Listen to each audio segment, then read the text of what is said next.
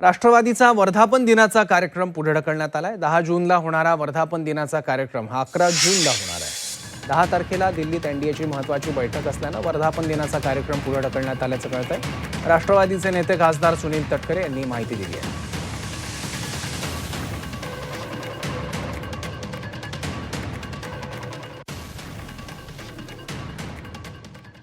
10 तारखेला एनडीएची एक महत्त्वपूर्ण बैठक पंतप्रधान नरेंद्र मोदी साहेबांच्या उपस्थितीमध्ये त्या ठिकाणी होणार आहे। राष्ट्रवादी काँग्रेस पक्षाचा 27वा वर्धापन दिन 11 तारखेला दुपारी 2 वाजता षण्मुखानंद हॉलमध्ये म्हणजे जिथे नियोजित केला होता तिथेच फक्त 10च्या ऐवजी 11 हा त्या ठिकाणी होणार आहे।